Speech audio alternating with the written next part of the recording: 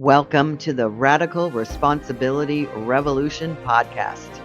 This is where we are transforming lives, inspiring you to reclaim your health, your wealth, and the power of your mind. Here we share actionable insights, inviting you to turn inwards and design your life of purpose and abundance. Hey there, beautiful humans. Welcome back to another episode of Radical Responsibility Revolution, where we don't just react to change, we dance with it. And today's topic is hot, controversial, and yes, transformational. It's something getting headlines. Everybody is buzzing about, hearts are racing around it. And no, it's not politics. It's AI. And we're getting started right now. So I want to start by saying that AI is taking a job near you. What?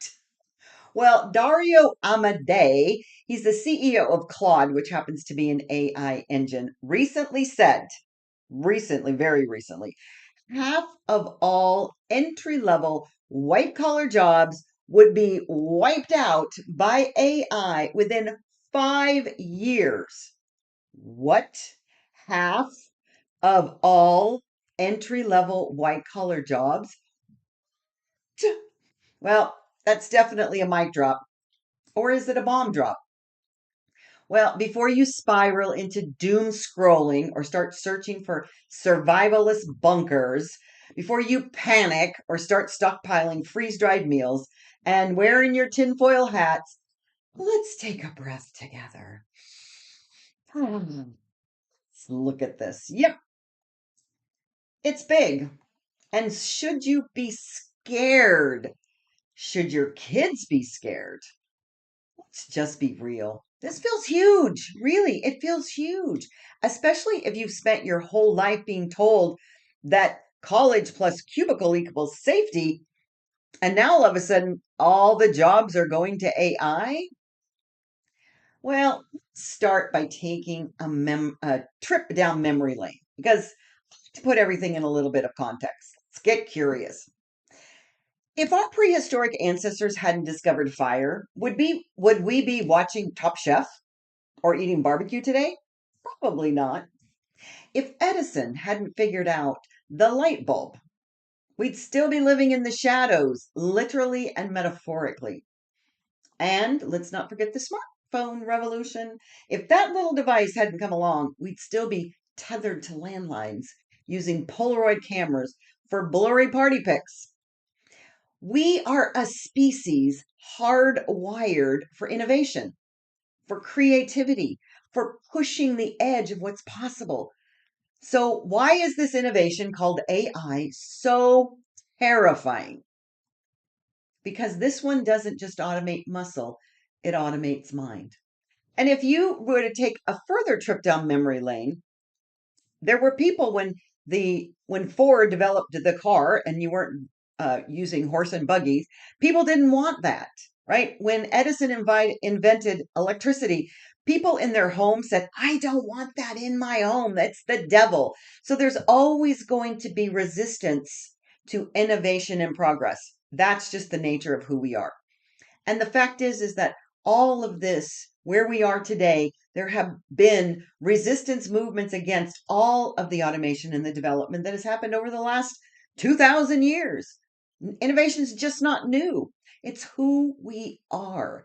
So whether you call it evolution, because that's really what it is, or invention, we are wired to improve and streamline and expand.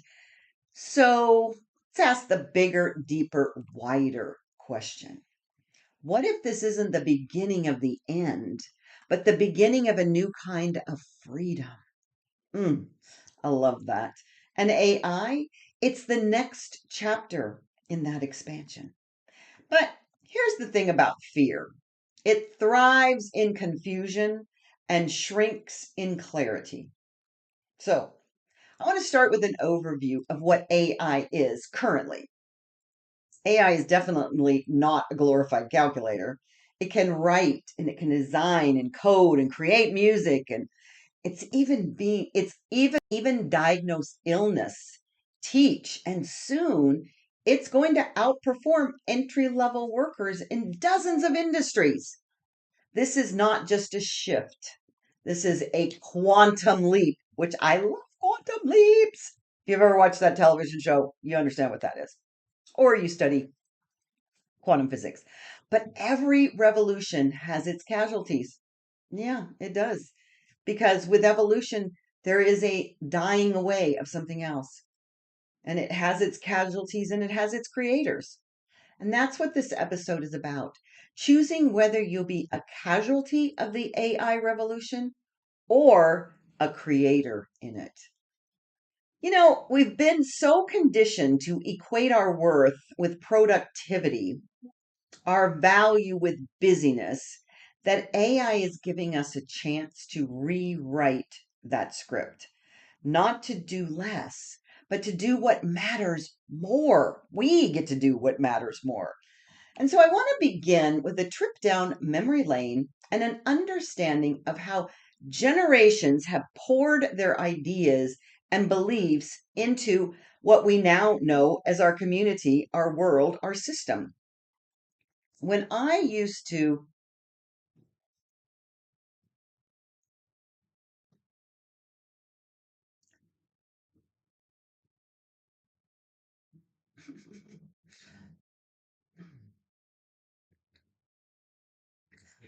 when I used to teach around the world, I loved speaking on generational differences. So I want to break that little talk that I used to do really quickly down for you so you can see it in a different light. Baby boomers learned hard work from their parents, and the parents of the baby boomers was the generation that I call the BTVs. That's right, before TV. They valued grit, showing up, doing the job. And so the baby boomers inherited that mindset and that philosophy from their parents, and they worked really, really, really hard. As a matter of fact, baby boomers worked so hard, and then we'd had a lot of technological advancement, and then they were creating more than they thought they could, and they were making really a crap load of money. But then they gave birth to Gen X. The baby boomers gave birth to Gen X. And they didn't want their kids to suffer the same grind, number one, that they saw their parents, the BTVs, participate in, but that they had then started to do themselves. And we had all this stuff, because I'm a boomer, we had all this stuff. So my generation said, well, we are going to treat our kids differently. We don't want them to work so hard, and we want to send them to college. So we had the money to do it. We said, go to college, go to school. And they said, if you go to college, you're going to come out, you go to university, and you're going to skip that corporate ladder and you're going to go right into management. And you go to college, you're going to get a great job. Except they didn't. Well, they did sometimes. But here's where the wheels fell off of that wagon is the Gen Xers came in as the supervisors over the boomers. The boomers really didn't like that because when they come out of college and you come out of university, you really don't have much knowledge and you don't really know what's going on. So now we have Gen Xers with degrees managing these boomers. Can you say resentment, anyone? Yes, that's what ended up happening because you don't get real world experience when you go to college. I mean, I've taught lawyers straight out of law school how to actually run a law office because they don't know anything. Doctors have to take an internship. So here we are, the Gen Xers, they got this message, you got to go to college, you got to do this.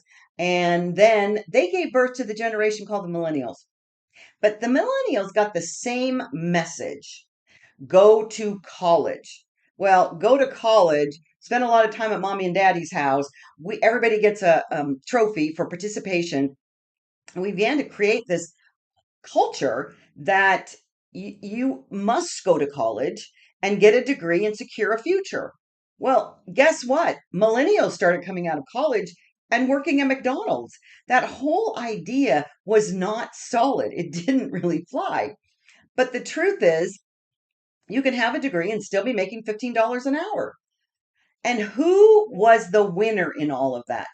The universities, because it was huge business. It became really big business. Government handed out loans like candy. So here we have a situation now where we are, the country is inundated with student loan debt that no one's paying back, and no one's getting ahead because what they're teaching in universities and colleges really, let's be honest, is how to party. Nothing against partying. And Gen Z, they're waking up. This is so great though. Gen Z is going to be the golden age, I'm telling you. And they're questioning this narrative. They know college isn't the only way. And AI is part of the reason.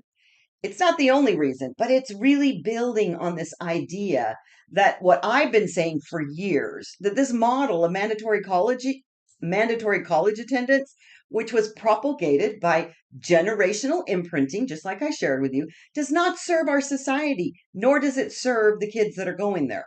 It's time to see it in a new way. So let me get on my soapbox for a minute because, I love to be there.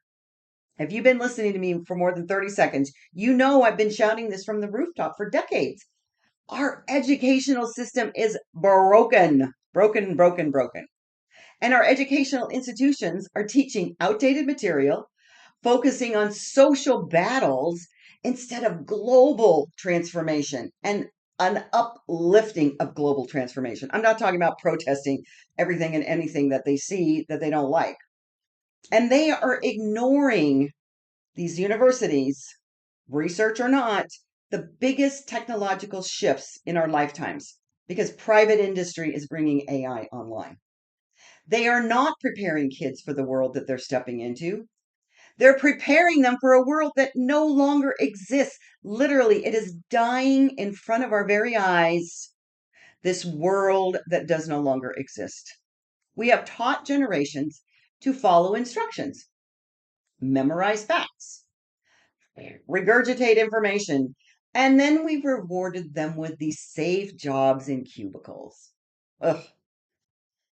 Heavens, heavens, heavens. But those jobs, they were never safe to begin there. They were placeholders. And now AI is showing us just how replaceable those roles really were. Now, this is not a crisis. Please understand that this is not a crisis. It's a transformation. It's actually a crack in the matrix. Anybody seen the matrix? It's a crack in the matrix, and you can either patch it, don't really want to do that, or walk through it. And if you're a parent or mentor, you might be wondering, what the hell do I tell my kids? What should they study? What kind of future are they walking into? Well, here's what I believe. And I base this on a lot of data, but I also base it on my intuition. Don't teach your kids to beat the bots. Teach them to be more human. Teach them empathy, creativity, intuition, spiritual intelligence, storytelling, visioning, boldness, adaptability. Those are the skills and the ideas that will serve us going forward on this beautiful place called planet Earth. Teach them how to bend time. I have a course called Time Bender, and I'm telling you, it is remarkable because it breaks all of the rules that we have been buying into for 2,000 years. It's breaking those rules that no longer serve us and build systems that nourish rather than drain. These are the skills that AI will never master. They're coming close. There's a lot of connection with consciousness, but AI will never master that because these are the gifts of the soul. So literally, AI is going to be doing so much of this and creating lawyers' content and architects' content and all these things. So literally, saying this for 3 decades now, forget college. Forget college. Yes, I said it. Why spend 4 years and $100,000 for outdated info when AI can deliver real time, real world learning today? So imagine this, using AI to work on space travel with Elon Musk, partnering with AI to heal spinal injuries, designing AI tools that detect illness before it shows up with the symptoms.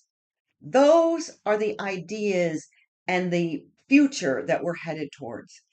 The future is being built by those who are willing to ditch the script that we have all been operating under for so long. It's time to begin redefining work, purpose, and value. So here's the $1,000,000 question that I have for you.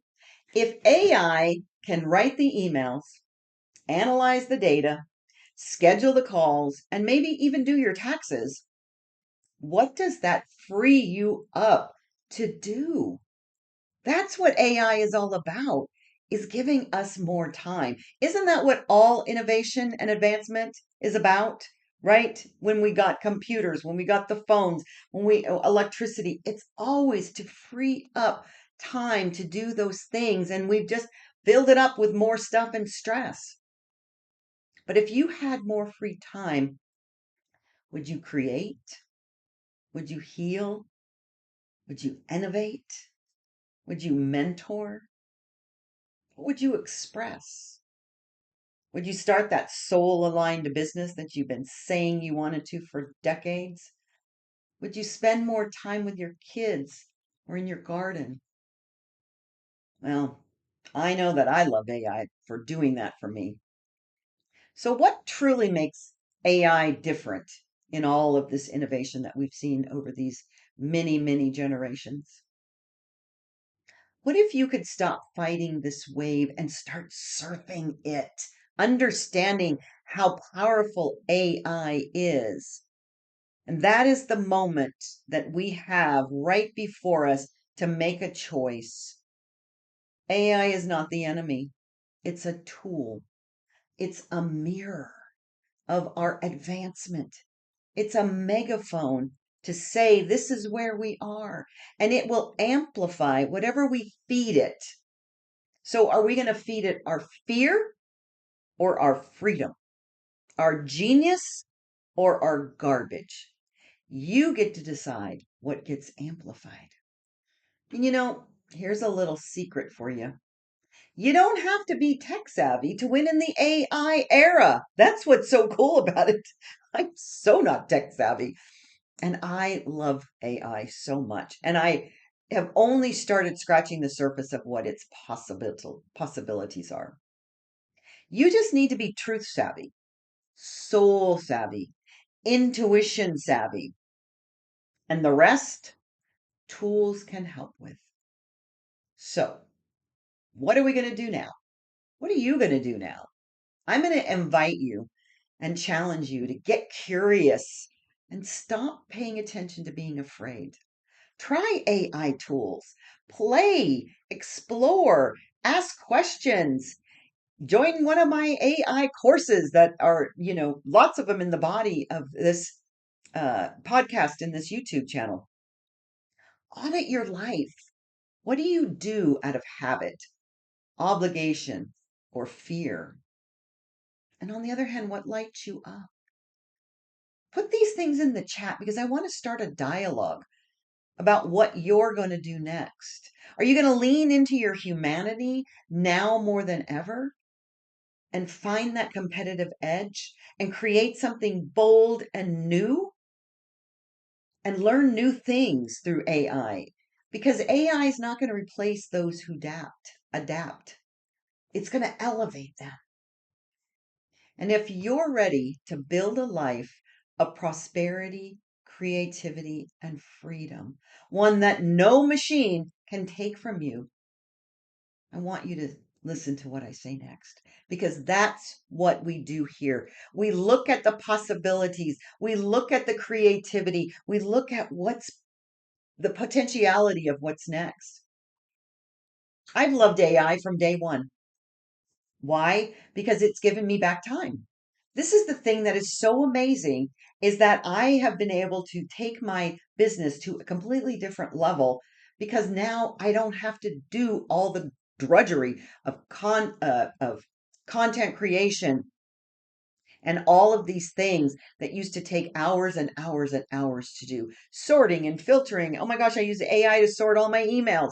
It's beautiful. So, what else has given us time back? Right? Let's go back down memory lane again. Fire gave us heat and food, the ability to eat and to cook things quickly. And, then we had a microwave. Cars replaced horses. Electricity lit our homes.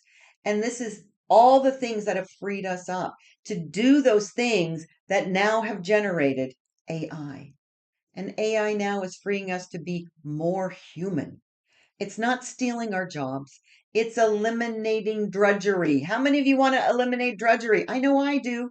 Who wants to do soul sucking repetitive work, anyways? That was wonderful at one time in our society, but it isn't anymore. We can let AI do that. Put a robot on the line. Let the people that are creating and bringing their unique expressions into the world. Because you were made for more. So here's a sacred invitation.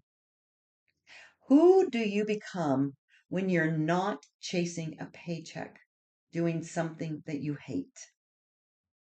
What happens when you finally ask, what am I here to give?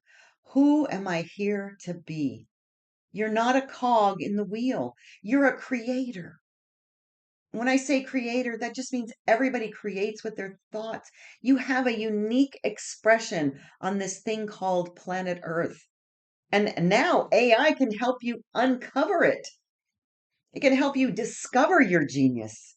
It can coach you through relationships. It can support you in building a business. It can even teach you how to invest and to heal and to grow. Vishen Lakshani from Mind Valley said, AI will be 100 times more what it is today in just 5 years. That's exponential.